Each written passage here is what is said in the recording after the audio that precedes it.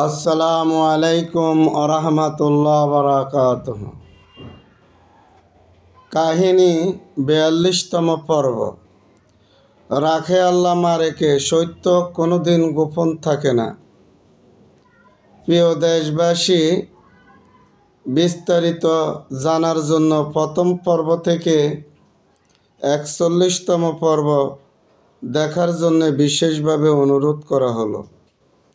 লক্ষ্মীপুর সদর উপজেলাধীন ১৪ নং মান্দারি জাদুইয়া মাওলানা আহমদুল্লাহ মাদ্রাসা কমপ্লেক্স এতিমখানাটির প্রশ্ন উত্তর পর্ব। প্রশ্ন ১৬। জানতে চাই যে আপনি বলেছেন সংঘাত চান না, সমাধান চান, তাহলে এত কিছু কেন?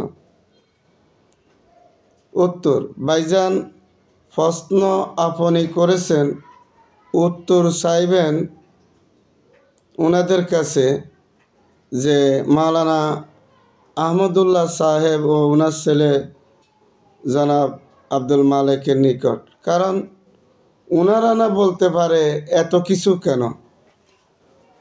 ওনারা বলেছেন সমাধান ওনারা আদালতের মাধ্যমে চান।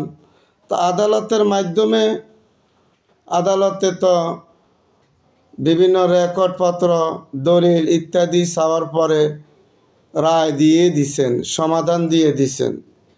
তো ওনারা কী চান ওনারা না বলতে পারেন। আমি তো বারবার বলে আসছি সমাধান চাই, সংঘাত ন, সমাধানে দিতে পারে মানুষকে কল্যাণ।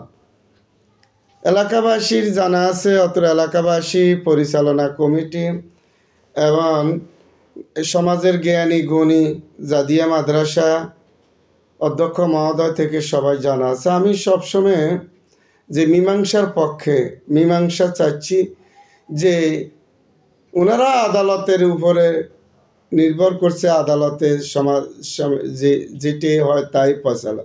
তা আদালতের তো ভাইজান সকল কিছু ওনাদের মিথ্যা প্রমাণ হয়ে গিয়েছে এবং সম্পদও আমি দিয়েছি এবং আমার কিছু আছে এবং প্রতিষ্ঠান কেন্দ্রিক সকল কিছু ওনারা যেসব অভিযোগ দিয়েছেন সব কিছুই তো মিথ্যা প্রমাণিত হয়েছে। তো আর কি চান ওনারা, আমি তো বলতে পারি না।